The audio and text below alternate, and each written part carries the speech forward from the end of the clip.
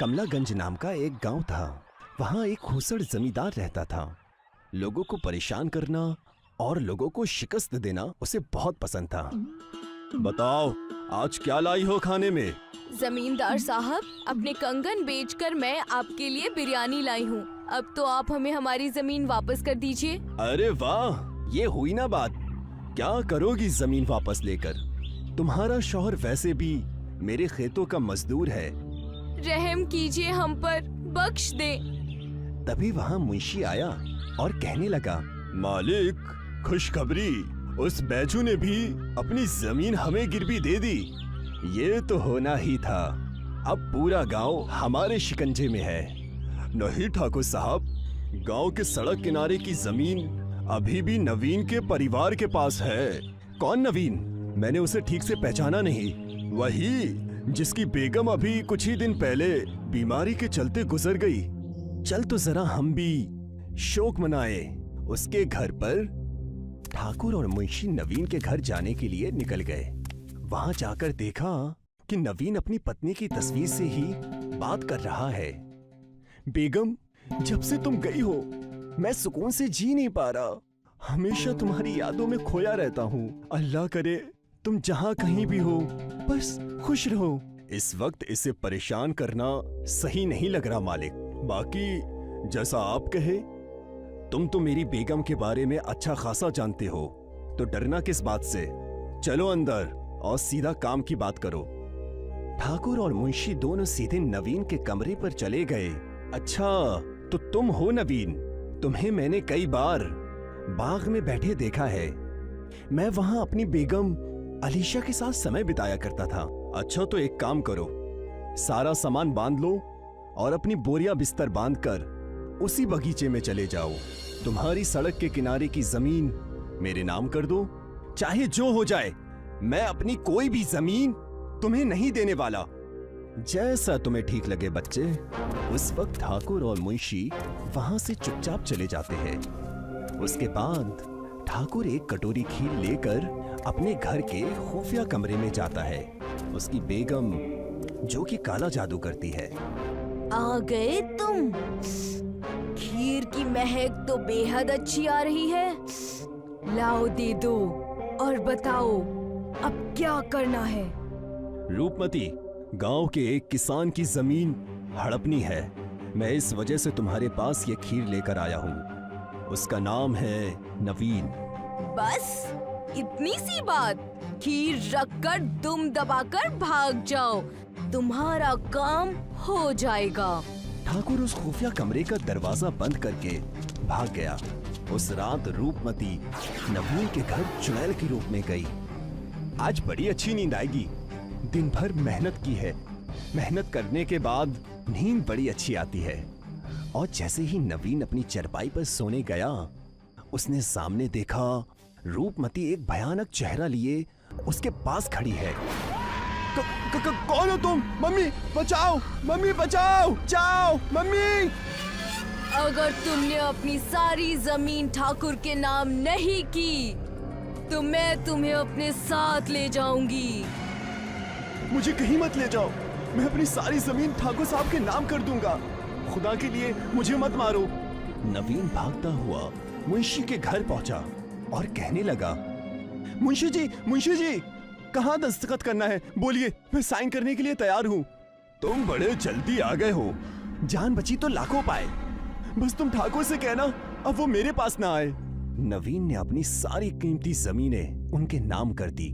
ये बात जानकर ठाकुर बड़ा खुश हुआ और कहने लगा, ये तो होना ही था। अब पूरा गांव हमारे कब्जे में है। जब तक मेरी बेगम नायदा मेरे साथ है तब तक मुझे कोई शिकस्त नहीं दे सकता है। हाँ जनाब, गांव में जहां तक हमारी नजरें जाएंगी वहां तक आपकी जमीनें हैं। एक तरफ ठाकुर और मुंशी बड़े खुश थे। गांव के लोगों ने एकजुट होकर बैठक रखी। आखिर कब तक हम ठाकुर की बेईमानी सहते रहेंगे? उसकी डरावनी बेगम बहुत खतरनाक है। कहीं अगर उसने काला जादू कर दिया तो हम कहीं के नहीं रह पाएंगे। जो कुछ भी हमारे पास है सब चला जाएगा। आखिर कब तक ऐसे दब कर रहे हम? तभी उन सब की नजर नवीन पर पड़ती है, जो अपनी बेगम की तस्वीर लेकर बाग की जानिब जा रहा होता है। नवीन, रुक जाओ, कहाँ जा रहे हो? हम में से अगर जो सबसे ज्यादा लूटा है ठाकुर से, तो वो तुम ही हो। आखिर तुम ऐसे खामोश कैसे रह सकते हो? कब खून खौलेगा तुम्हारा? उनकी बातों को अनदेखा करके नवीन बाग में अपनी बेगम की तस्वीर लेकर चला गया और वहां जाकर उस तस्वीर से बातें करने लगा। अगर तुम यहाँ पर होती बेगम, तो हम यहाँ से कोसों दूर चले जाते। नवीन तस्वीर को नीचे रखकर रोने लगा था कि उस तस्वीर से एक तेज रोशनी आई और उसकी बेगम तस्वीर से बाहर आ गई, जिसे देखकर सारे गांव वाले खौफजदा हो गए। बेगम तुम, ये सब कैसे हो गया? अल्लाह ने मेरी सुन ली।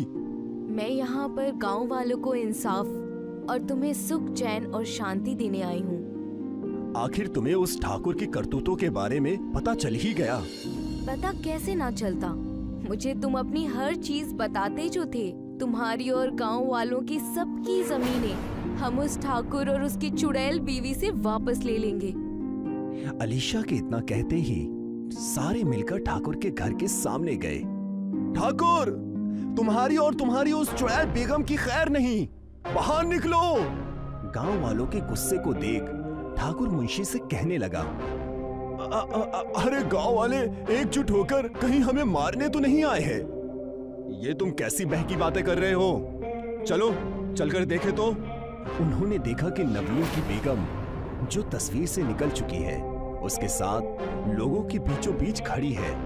तुम आगे चलो, मैं अभी नायदा को लेकर आया। आज इस गांव में केवल हम बचेंगे। मुझे पता था ठाकुर साहब बहुत गलत कर रहे हैं। उन्हें उनके किए की सजा मिलनी ही चाहिए। मुंशी और गांव वाले बात कर ही रहे थे कि ठाकुर की चुड़ैल बेगम नायदा वहां आ गई। गांव वालों और अलीशा पर आग की बारिश करने लगी। आग की लपटें इतनी तेज थीं कि गांव वाले इधर उधर भागने लगे। रुक जाओ, सब एक जगह ठहर जाओ। किसी को कहीं भागने की कोई जरूरत नहीं। मेरी जो छोटी सी तस्वीर है, उसके पास आ जाओ सबके सब।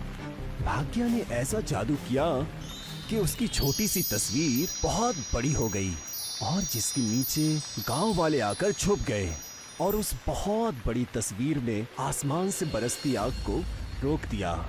अब मैं तुम्हें मजा चखाऊंगी। तुम अब क्या करने वाली हो?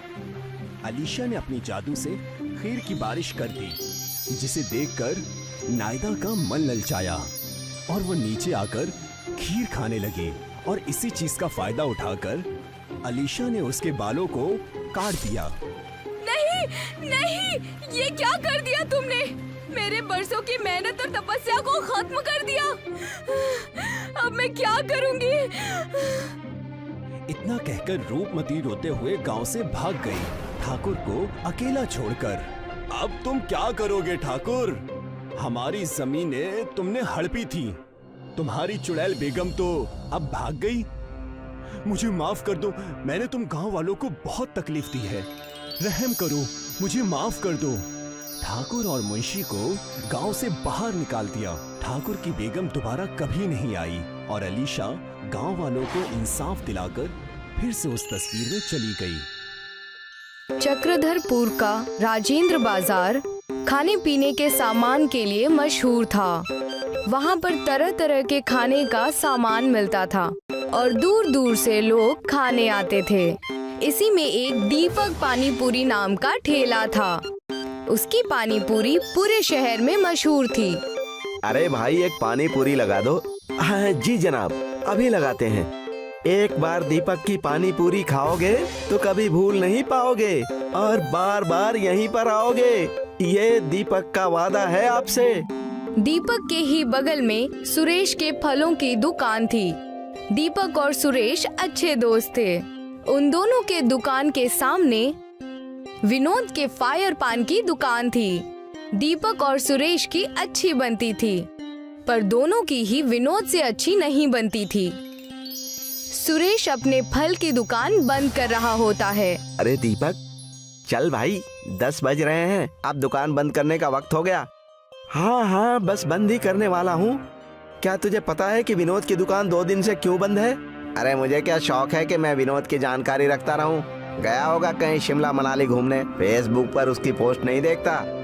अपनी दुकान की भी तस्वीर हमेशा करते रहता है और यूट्यूब से भी वो पैसे कमा लेता है। उसका फायर वैन तो पूरे देश में मशहूर है, पता है ना। हाँ भाई, ये तो सही बात है।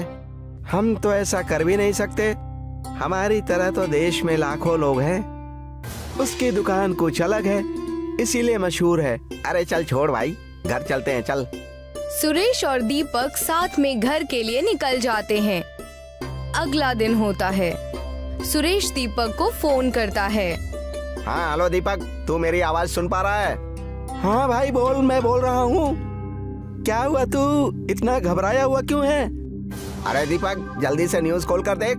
अरे भाई हम बर्बाद हो चुके हैं। ये क्या बोल रहा है तू? अरे अरे रुक, मैं देखता हूँ। दीपक न्यूज चैनल खोलता है। आज की ब्रेकिंग न्यूज। चक्रधरपुर के राजेंद्र मार्केट में हुआ बड़ा हादसा। लगी भयंकर आग, 75 दुकानें जलकर हुई खाक, 12 की मौत और 25 घायल। फायर पान की दुकान में शॉर्ट सर्किट होने से हुआ हादसा।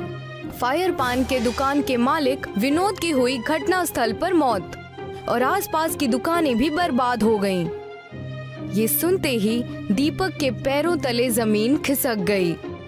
उसे कुछ भी समझ नहीं आता।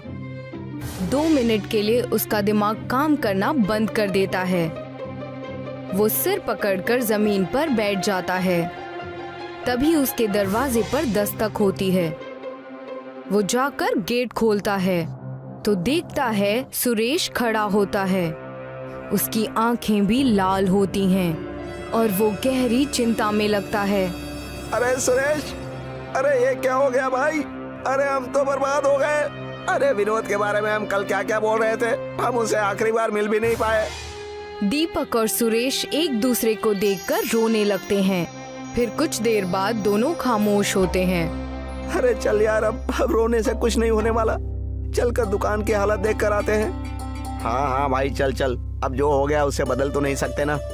सुरेश और दीपक साथ में राजेंद्र मार्केट जाते हैं। वहाँ पर अपने साथी दुकानदार से भी मिलते हैं जिनकी दुकानें जल चुकी होती हैं। अरे अब तो हमें फिर से नए सिरे से दुकान शुरू करनी पड़ेगी और हम जिस हालत में थे वहाँ पर पहुँचने में तो हमें महीनों लग जाएंगे। अरे भगवान करे जिनके साथ ये अनहोनी हुई है उन्हें और उनके परिवार वालों को कुछ ताकत मिले।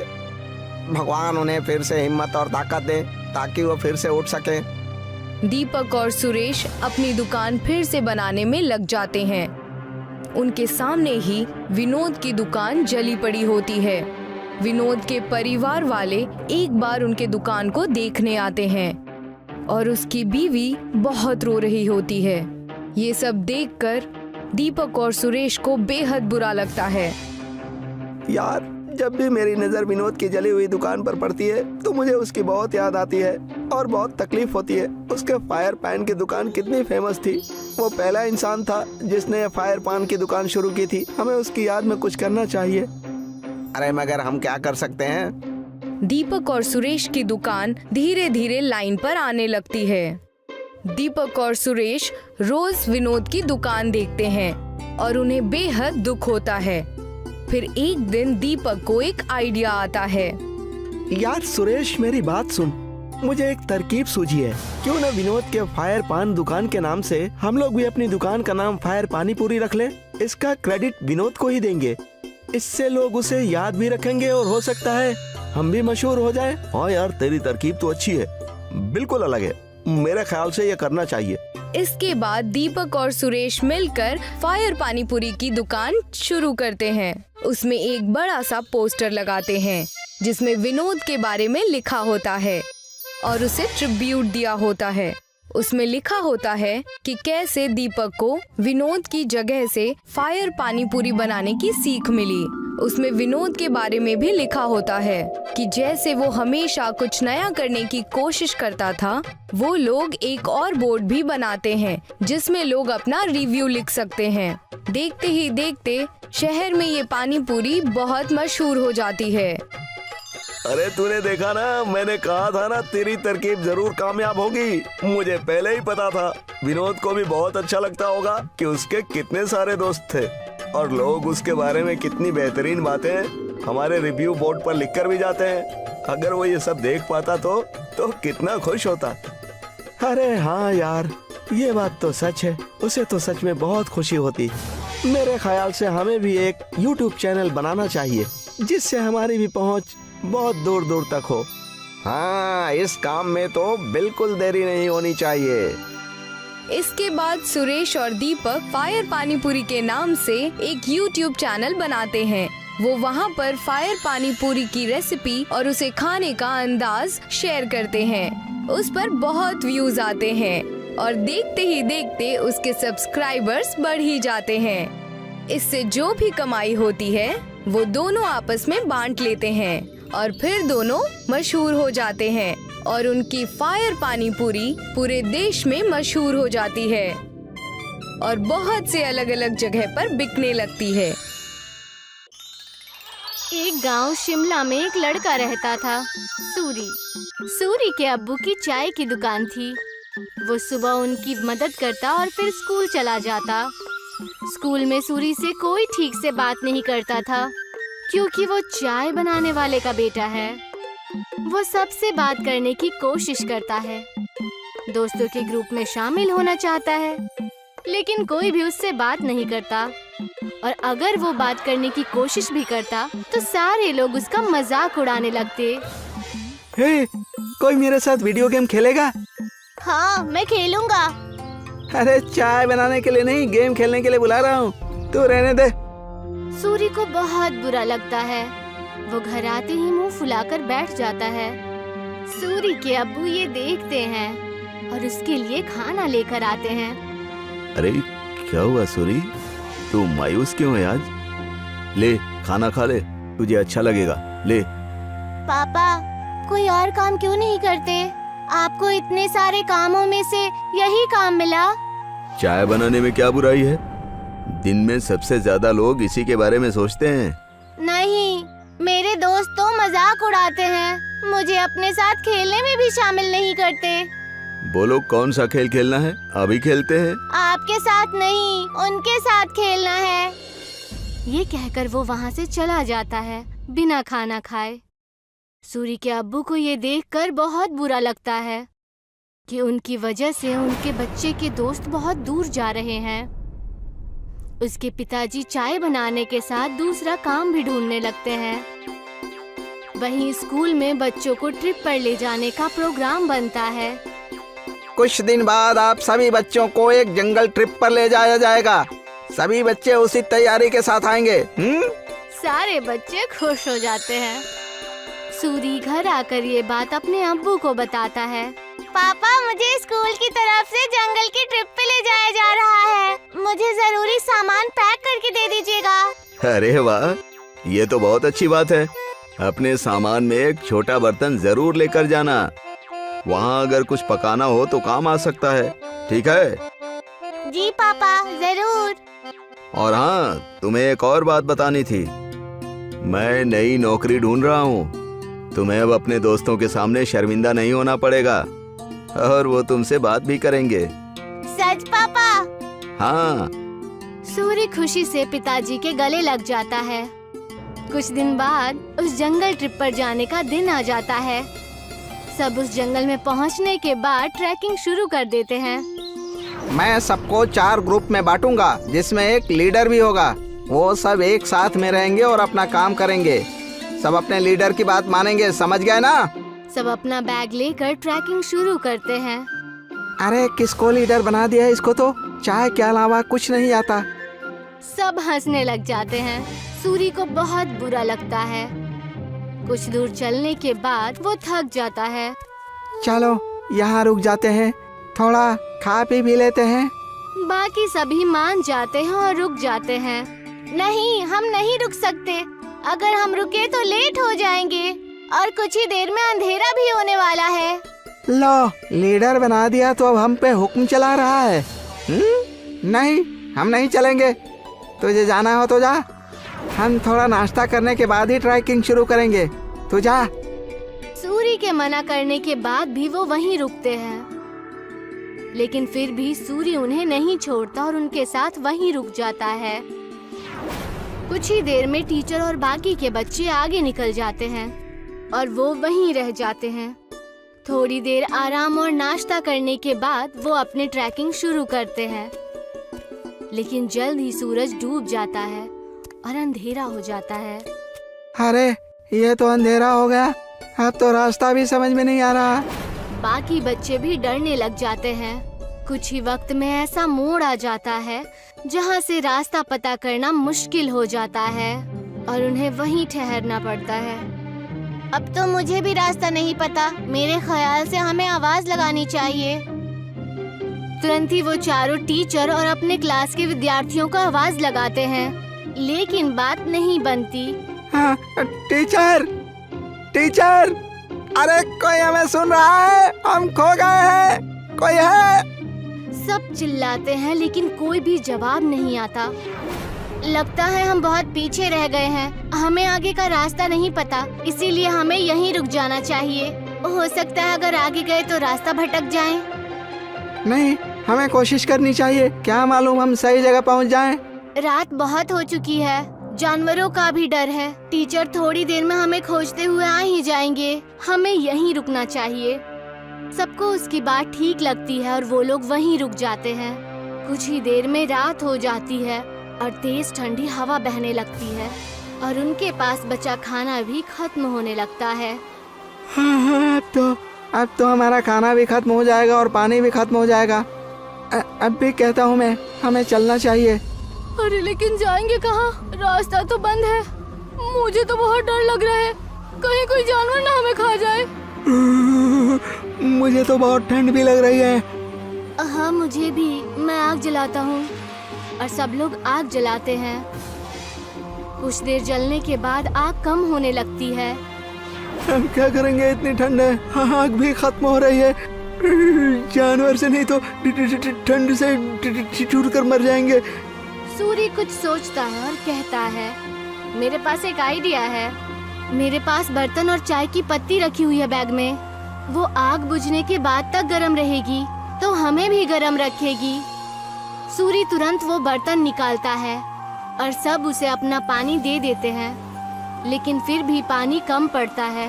वहीं पास में जमीन पर बर्फ पड़ी होती है, वो उसे उठा लेता है। जैसे ही काली चाय बनती है, आग खत्म हो जाती है। सबको बहुत अच्छा लगता है। उसे पीने के बाद सब तारीफ भी करते हैं, लेकिन अयन सिर्फ चुपचाप चाय पीता है। कुछ ही देर में उन्हें पत्तियों की आवाज आती है और वो अपने पीछे की तरफ देखते हैं। वो देखते हैं कि उनके टीचर आ रहे हैं। सब राहत की सांस लेते हैं। कैंप में पहुंचने के बाद जब टीचर उनकी तारीफें करते हैं तो अयन कहता है कि वो महफूज उनके लीडर सूरी की वजह से है। ये सुनकर सूरी को बेहद खुशी होती है। सूरी की कहानी सुनकर सब उससे दोस्ती करने आते हैं। अगर आज सूरी को चाय बनानी नहीं आती तो शायद सब उसके दोस्त नहीं बनते। आज पहली बार उसे चाय वाला होने पर खुशी हो रही थी। अगले दिन वो खुशी खुशी अपने पिताजी के पास गया और उन्हें सारी बातें बता दी। अरे ये तो बहुत खुशी की बात है। एक बात तो मेरे पास भी है, मैंने अच्छी नौकरी ढूंढ ली है।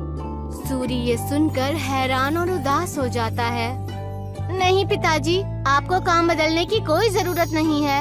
आप जो भी काम करते हैं वो अच्छा ही होता है और कोई भी काम छोटा या बड़ा नहीं होता। ये मुझे अब समझ आ गया है। सूरी के पिता ये सुनकर खुश हो जाते हैं और अगले दिन वो खुशी खुशी अपने दुकान में अपने अब्बू की मदद करने लगा। और जैसे ही वो स्कूल पहुंचा तो सब उससे मिलकर उससे बातें करने लगे और उसके साथ खेलने लगे।